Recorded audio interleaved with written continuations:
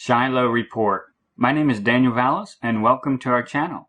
Thank you so much for those who pray for this ministry and for me. I definitely need strength and wisdom, especially at this late hour. And the enemy is very busy at this time in the spiritual realm too as well. And so please continue to keep this ministry and myself in prayer. If you have nothing else to pray for, just please pray for me, that God will use this ministry to awaken and alert Christians to the lateness of the hour, so we will rise up and serve Jesus Christ first and highest above all else. And thank you so much for your prayers. Now, we've been covering the Shiloh prophecy, and it's an amazing study to see it not only throughout Scripture, but alive at the time we are at right now with the celestial signs and even the enemy activity, how they've noticed it too as well. They've known about it for a long time as well. But so much that we can see going on right now with the celestial signs in the sign of Shiloh, along with the sign of Shiloh, and how it's meshing perfectly with the shadow patterns and the appointed times where we are at right now. So much coming together right now. If you have not yet, definitely download our Shiloh booklet. We cover a lot of background about the Shiloh prophecy throughout Scripture, the celestial sign that was given back in Genesis and that the wise men looked for, and how we are looking for it even now. And the particular aspect of it is part of the prophecy is we are awaiting the gathering of Shiloh's people, those who put their faith and trust in Jesus Christ. Shiloh, the Lion of the tribe of Judah, Jesus Christ came to be the light to the Gentiles. And part of the prophecy is that one day he's going to gather his people to him. That's going to be in different stages, and we talk about that in the booklet. The first stage is going to be for the general Gentile church, which does include Jews who put their faith and trust in Jesus Christ too as well. But the first gathering is for his church bride. And then during the tribulation, the millennial time period, he'll be gathering his covenant people, the people of Israel. So this is our expectation right now. This is what we're waiting on, is the gathering to Shiloh, the rapture, the gathering of his ambassadors, the gathering of his children, the pickup of the redeemed possession. And this is what Paul taught throughout the churches, the Shiloh prophecy of the gathering to him. And as you read Scripture, you have to be familiar with Scripture. You cannot just pick verses here and there. It really does require you to be familiar with Scripture. And as you read through Scripture and the Bible and you get the large picture, you see this picture woven throughout prophecy and history of the concepts of gathering and Christ as the shepherd, and many more beautiful pictures that we talk about in the Shiloh booklet that are woven throughout Scripture that are going to culminate in the gathering, the rapture, and then also the gathering of the children of Israel. And it's brought us to where we are right now, this time period. We do not know the day or hour, but we find ourselves at the end of the Shiloh prophecy, the portion related to the gathering as it appears for our understanding. But we've also been covering how the enemy knows that the gathering of Shiloh's people is at this time too as well. And we have high expectation, particularly during this Feast of Tabernacles time, which is the Feast of Ingathering and the Feast of First Fruits for the fall harvest. We have great expectation when we see the celestial signs, when we see the biblical prophecy, when we see the biblical shadow patterns, both of Shiloh, but then also of the feast and gathering coming together at this time. It is so amazing when we consider that the last appointed feast was Pentecost. And that's the first fruits of a harvest too as well. And that is associated with the birth of the church. So we should not be surprised that we are expecting the ingathering, the harvesting, the gathering of the church at the very next appointment on the calendar, which is the Feast of Tabernacles, the next appointed assembly day. We do not know the day or hour, but we know the hour is extremely late. And even the enemy knows the gathering is at this time. And we mentioned before how the organization that is putting up the arch, and when they put it up too, they know that the gathering is at this time. The mural that they have at the top of the page where they announce the setup, the guy's name of the one they picked to portray in that mural, his name is Thusius, which means the gathering. The enemy knows exactly the importance of this time. They know the Shiloh prophecy. They are expecting the gathering of Shiloh's people, the Lion of the tribe of Judah, to gather his people. When he does come to gather his people, which also means that the son of perdition will then shortly thereafter be unrestrained. That's why they're so busy at this time. They are anticipating the gathering, but for a different reason, because it means they will be unrestrained. And they're more excited about the gathering than most Christians are.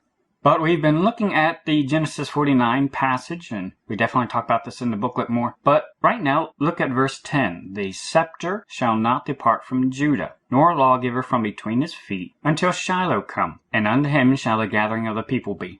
And of course, that's also going to be fulfilled in Revelation 5:5, when the Lion of the tribe of Judah has his gathered bride in front of him as he opens the very first seal on the Revelation Tribulation scroll. The gathering is going to happen before the tribulation even starts. But notice the first condition, the scepter shall not depart from Judah. And that's a reference to the constellation, the lion as a whole. So this tells us where in the celestial heavens we are looking for the sign, but it also limits it to the Judah lion area. But then the next condition, nor a lawgiver from between his feet. That gets a little more detailed and specifies which corner and area of that constellation is also going to be in focus too as well. But looking at the first condition, the scepter shall not depart from Judah. And we've talked a lot before about how this was understood from the very get-go that this was a celestial sign in the heavens. And it was even in prophecy that the Shiloh sign was a sign in heaven, and a star would represent the scepter, and it would announce his birth. And of course, the wise men were familiar with this. And we've talked about the celestial prophetic perspective in our recent video, Signs of Redemption, about how the Bible makes mention of major people in Scripture that related to prophecy of Christ's coming. They all had the exact same astronomical perspective. They were not using our modern celestial arrangement signs. They weren't even using modern borders, which were only organized less than 100 years ago. No, they were using for thousands of years, all the way back to Abraham, this same astronomical perspective. And just like many other aspects of understanding Bible, history, and prophecy, to understand those pictures, we don't look at a modern understanding. We look at the historical context and the understanding of what was way back when the Bible was written, particularly that specific passage. And so to get an understanding of the Shiloh prophecy, we have to look at it from the same perspective that Abraham, Judah, Ezekiel, Daniel, and the wise men all looked at this same Shiloh prophecy and regarded the signs in the heavens. And when we have that same perspective, we can see it engaged right now, and we also can see why the enemy is so concerned at this time too as well. Because they are also looking at it from the proper biblical perspective, not a modern perspective. And so that's why there's going to be a difference between what we're looking and tracking right now versus a modern astronomy perspective, because we're looking at the biblical perspective and the way they looked at the stars. We also have this reference sheet available for download in our Google Drive too as well. And we talk about the overall prophecy of the lion treading out the serpent, but then the Bible gives us a lot of details about identifying the prophecy and how there was going to be a star, a celestial sign, and that's what the wise men saw. So definitely download the booklet and review the information. And in verse 10 it says, the scepter shall not depart from Judah.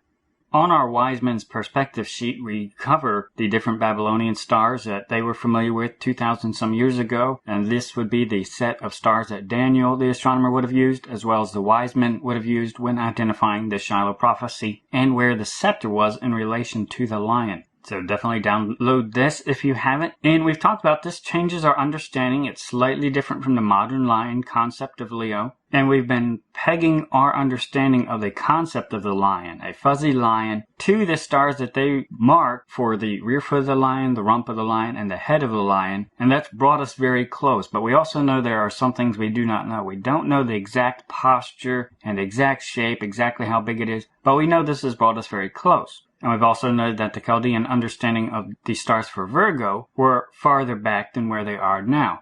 And when we've looked all along the ecliptic line where they had these, that's where they have the lion, and that's where Virgo starts. And we talked about there's a 2-month gap that Jupiter would be traveling between the two. So that's a very big gap. And their ideas of division between the constellations was different than how we have them today. They divided them just equally, 30 degrees. And so they would have divided it at 150 degrees, that mark right there. And so we know we're in the neighborhood right now, between September 16th and September 27th. We know this is a gray zone where there's a lot of details we don't know, but we know that before September 27th, we are still considered inside of Judah, inside the constellation. We're outside of even the division that they had back then. If you just divide equally between the two constellations, that brings us pretty close to the 27th. And then if you tried to figure out where 150 degrees division was back then, it gets a little tricky just because of precession, and the vernal equinox has changed quite a bit since then.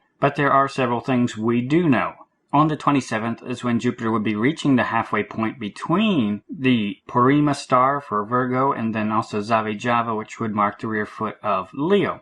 And so that's when Jupiter would be reaching halfway point, but the Sun would also be approximately at that 150 degree mark back then at the Babylonian time. And so the 27th is marking a threshold on multiple points. The Sun, which is considered the large hand on the celestial clock, so to speak, will be pretty much at that point going over into Virgo, its division, which would mark the Virgo portion, the woman portion, and it would be leaving Judah. The Sun would at that point. Then Jupiter would be following just a few days later. By the 3rd of October, Jupiter would be past that mark too as well. So the 27th is an important threshold because Jupiter is pretty much at the border, depending on how you slice it, but the Sun is definitely transitioning on that day, and then Jupiter will be transitioning just a few days after that. That is what we know for sure. And so we are fuzzy on some of the details of where it is at the feet and exactly how you can apply the second part, because it can mean between the feet, among the feet, or at the feet, and it's still definitely at the feet.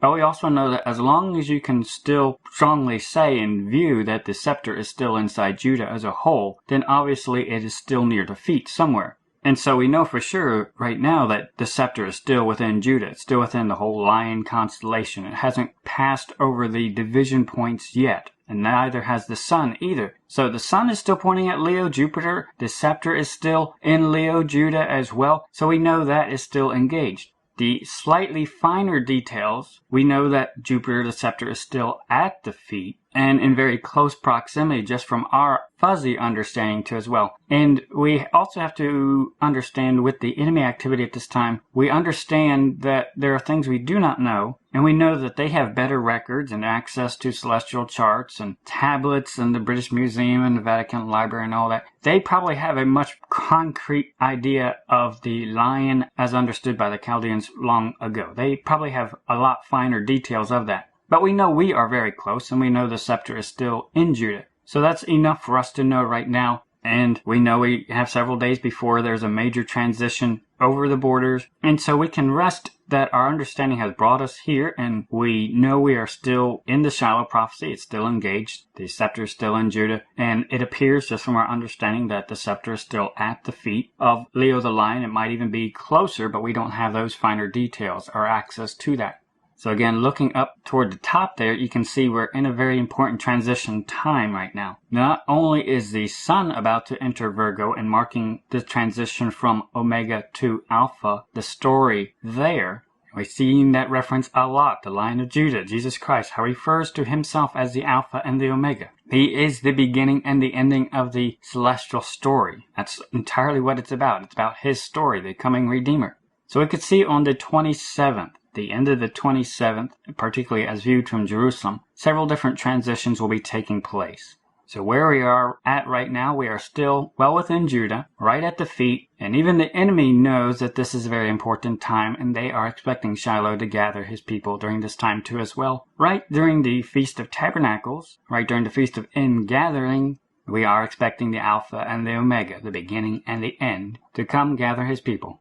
So we will make ourselves ready. We have heard the trumpet call at midnight that the bridegroom cometh. So we will rise up, we'll trim our lamps, and we will go out to meet him. Serve Jesus Christ first and highest above all else. Maranatha.